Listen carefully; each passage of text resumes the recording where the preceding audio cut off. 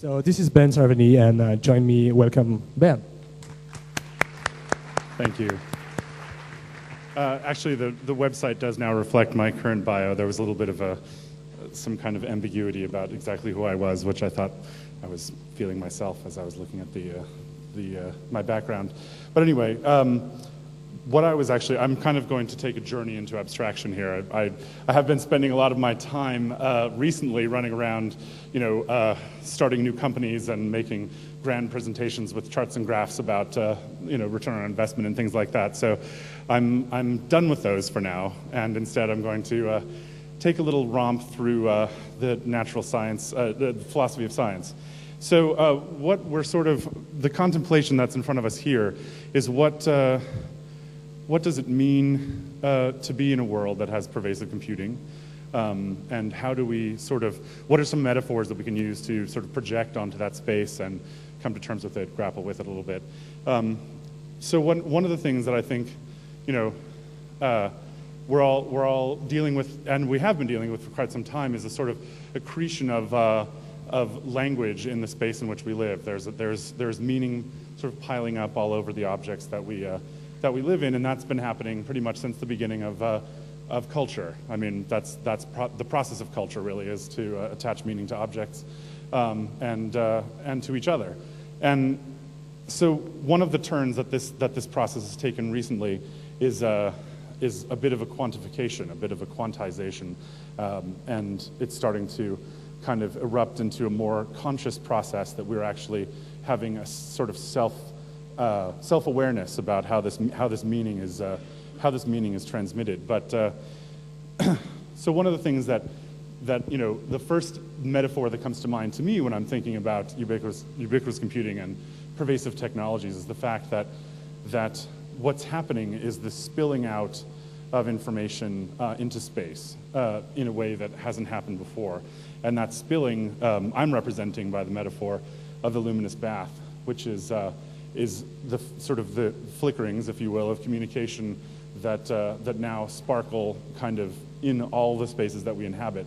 And part of that has to do with the fact that we're becoming more self-conscious about how our own behavior moves through the world. There's been a lot of talk recently in the fields of cognitive science about this concept of flow. And flow is the state that one might achieve in the optimal experience of the world and the optimal experience of productivity and creativity.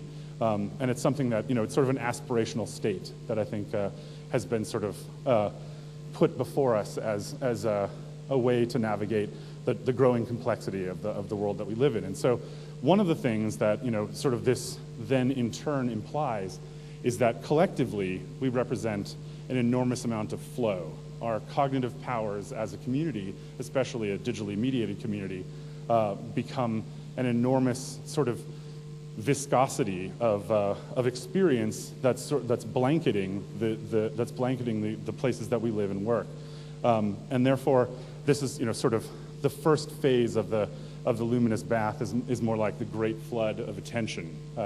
It's the fact that it's now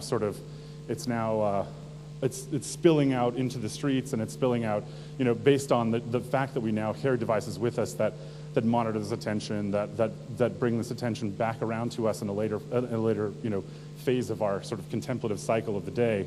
It means that we now have the ability to be mindful of our own, the mechanisms of our own attention and the mechanisms of the attention of the people that we care about or trust. So if this viscous fluid of attention is all around us all the time, and we're kind of basking in it and floating in it, and there's part of our experience is that of this new medium, as it were. I think a lot of people in the title thought the medium that I was talking about was a McLuhan-esque medium as the message, but there's actually this chemical meaning of medium, which is a fluid basis in which which reactions occur. And that's exactly what attention is. It's this fluid basis in which reactions occur. So the next thing that began in the luminosity of the bath was increased by the fact that once that attention was out there, we began to create a process and a culture and an industry which goes by a variety of names, including user-generated content or participatory culture, which is what I'm calling the suspension of beliefs in this fluid, which is this idea that artifacts, digital mediated artifacts, are made out of our attention by ourselves. We produce pictures, we produce audio files, we produce link trails. All of these things are actually suspended in the medium of attention. They're actually now have become almost the microparticles, the proteins, perhaps in the Cambrian Sea, that of sort of the explosion of possibilities that we're experiencing right now. So as we sort of begin to recognize that we're now, not only do we occupy this space of attention, but all around us are fragments of captured attention, sort of shards that represent experiences that other people and ourselves we've had that are kind of in this volume that we're occupying. So what happens then, it turns out, is that there's a process of self-organization that begins to take place. And that self-organization is based on the fact that under the pressure of attention, these media objects, these artifacts, the suspended beliefs, begin to accrete tags. They accrete metadata, and they accrete a sort of protein sequence, if you will, of what they mean in the context of this socializing medium. And so there's a process in chemistry that's called chemotaxis, which is when an organism is its motive sort of transport and the way that it sort of perceives the world is based on the traversal of a chemical medium, and the various chemicals that are in this solution determine how it moves. And it's a very autonomic process. It doesn't actually require, it's not a high-level function at all. Single-cellular organisms, many of them are motivated by chemotaxis. And it turns out that now we're in a situation where information itself has this low-level ability to organize itself. It has, by the fact that it has accreted these sort of proteinous tags of information, this self-awareness almost on the level of sort of fragments of information. Now it turns out that within this soup there is aggregation. There is these pieces of data begin to come together and form more complex structures based on the relationship to each other defined by metadata. So these more complex structures are very interesting. They exhibit a number of pretty compelling properties, and they kind of actually continue to build out this kind of loose metaphor I'm making between the birth of multicellular life in the Cambrian Sea and the birth of complex and self-aware autopoietic information structures that are inhabiting this luminous bath that we're moving through. So, aggregate morphologies, I think, could probably be otherwise described as mashups in someone else's terminology, but of course I have a whole bunch more syllables involved because my metaphor is a little bit more elaborate. So the aggregate morphologies are potentially motivated to go out and find things like themselves. So now we've sort of entered a phase where it's not just the happenstance collision of data that is self-similar that provides structure, but instead maybe there is a pull. There are sets that need to be completed, and thus the information actually has motive. It has a reason to move out across, through the bath or the network, through this sort of structure of information, and find, further complexity, build itself out, continue to evolve into larger data sets. Wikipedia being, sort of a mammoth example of this type of self-organizing, user-generated fragments of data that have come together, as potentially a huge sort of chain of a chain organism floating in that bath.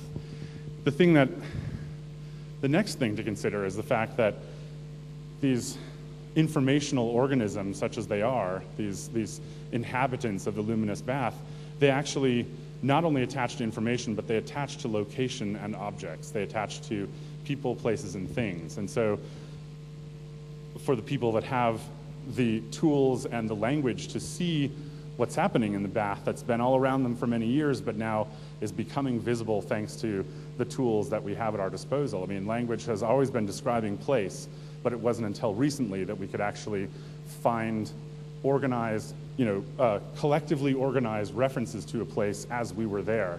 And so these organisms are attached to, most corals grow on sort of seed objects. There are rocks or wrecks or things like that that provide kind of the basis by which these things extend themselves. And in the same way, there are objects in the physical space that these semantic creatures attach themselves to and grow from.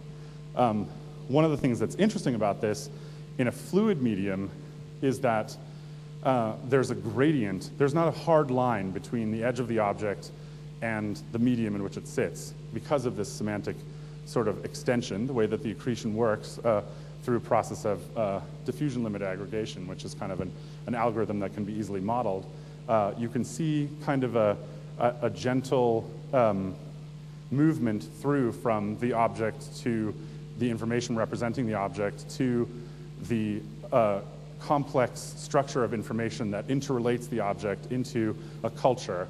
And that culture, of course, is the bath itself. So there is an embedding of an object into culture that is now a smoother gradient that's perceivable between that object and its cultural situation. So that's all fine and good because it's sort of the relationships between objects that kind of the bath of attention is bringing to them. But then what happens to people that spend a lot of time immersed in the luminous bath? Well, one of the things that happens is that there is a production of capability for what I would call involuntary signaling, or the idea that people now have passive ways to communicate status and availability information to each other. That is not, it redefines, I think other speakers earlier today have talked a little bit about this, that the way in which we communicate has been affected because we now have modalities that are almost subconscious in the way that we signal each other, that are brought to us through this sort of luminous bath of data services that we're immersed in. So we have mobile objects, we have ambient displays, we have many objects in the environment that through which this data flows into our sort of perceptual bath and informs us about the status of people without having to pull the data from them. It's something where it's an ambient sort of again, sort of more like a chemotaxis. It's more something that has been secreted into the space, and therefore, we have an ambient understanding of it without actually having to interact with it. And one of the things that this, in turn, this signaling does is provides for an incredible ability for social groups to be flexible in the way that they perceive information. One of the things that you'll find a lot more of these days is the lightning speed through which a link that's relevant to a social group passes across the variety of avenues that they have to transmit it to each other, because there is a collective intelligence about what's going on in the world, and partially people now have sort of this instinct that something isn't fully perceived unless it's been processed by the group, the social group that they're embedded in. They need to actually have the conversation about what this thing is with the people in their school in order to decide how they're going to change course together in reaction to the stimuli. So there is this idea that the social has become something that is creating organization on a collective level that is not necessarily, the consciousness of how that collective behavior appears from the outside is not something that's almost really not available to an individual member of the group, much like the overall shape of a school of fish is not visible to an individual fish.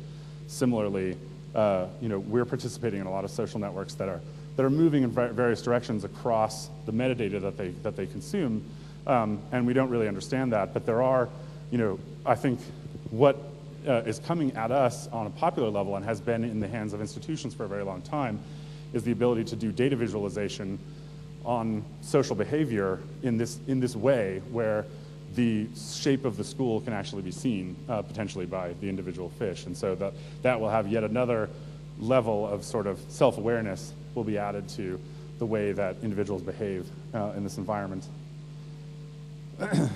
Another characteristic of the luminous bath is this idea of bioluminescence, which is what is kind of the basic characteristic of the idea of luminous liquids. Is the idea is that there is a property in them that allows them to, in reaction usually to motion from something passing through the volume of liquid, there will be a trail of luminescence. This happens in the ocean during the red tide.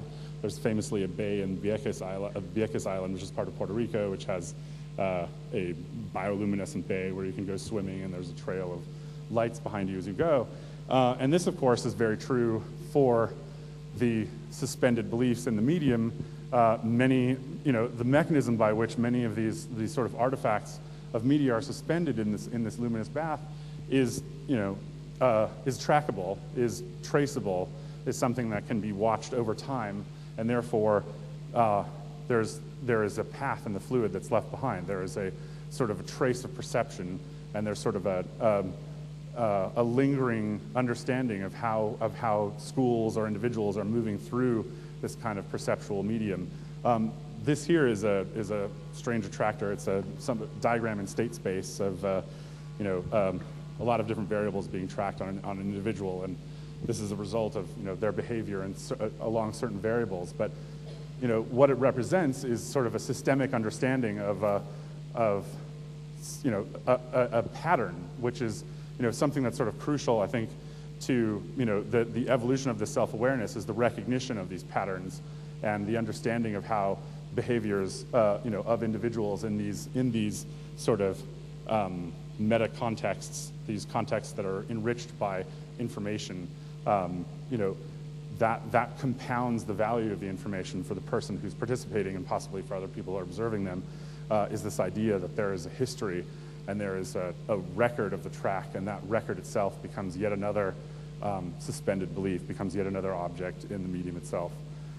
So what does this, what can we do with this metaphor? What is this? How is this useful? Well, there are a couple of sort of ways in which the idea of a fluid that is information rich about the world and about your own behavior. There are a couple things that can happen to this fluid, right? There's this idea of decanting, which is sort of the capturing of a little bit of the fluid and taking it away for another purpose, and that in a way is what you're doing when you take sort of into out of the network you sort of distill a package of information. Like I think someone was talking about how on the whatever One Laptop Per Child project, the Wikipedia is going to be made available on that machine outside of the internet. So it's actually sort of a distillate, it's a decanting of information that was existing in the larger bath that was, ubiquitously interconnected, and now that's in an object that's sort of a to-go cup of filled with that same style of formerly information that was infinitely interconnected off of the initial point of entry, but now that's been contained and is just a slice. And in the same way that you have a slice, the idea of crystallization in this medium is really about metaphor, is really about interface. One of the things that I think is starting to happen as you see these kind of mashup web services, like we were just looking today at something called Pipes that Yahoo is releasing, which is a way to sort of groom the RSS feeds that you're consuming into something that's more useful for you. There's also something called Many Eyes and Swivel, which are ways of doing data visualizations on things that you're pulling off of this sort of decentralized bath of beliefs. And so now what you're able to do, what a power user is able to do, and I think what will be something that descends more and more into popular literacy, is this idea of crystallizing just for a bit, just for one sort of throwaway usage a taxonomy. Basically, a taxonomy is a crystallization of these more fluid metaphors that describe the interrelationship of information. So if you can crystallize something into a taxonomy that has traction in your application, then you sort of create this structure that's useful, and then it melts away again after its utility is over and back into the fluid, releasing its sort of the disparate fragments of information back into the suspension. And probably the last and very interesting sort of prospect for something like this is this idea of simulation, which is sort of what I'm representing here by acculturation, the idea that you could take a sample of this fluid of interconnected information and begin to iterate on it and begin to imagine what might happen through various paths of its evolution and various paths if you applied different forces to it, or if you exposed it to different types of new material, or you gave it to a different set of sort of a different social context to use.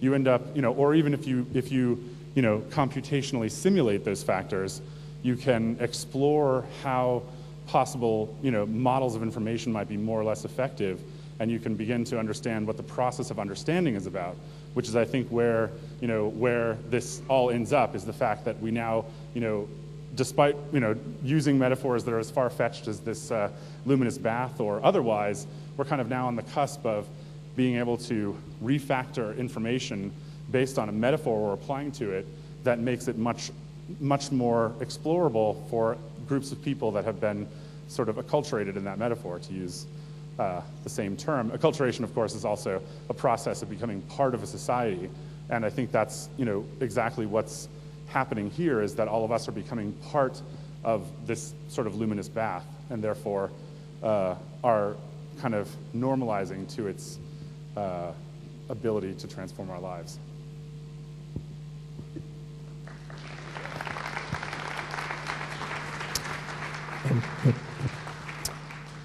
So, time for 2 questions before the next one. Yeah, Noel?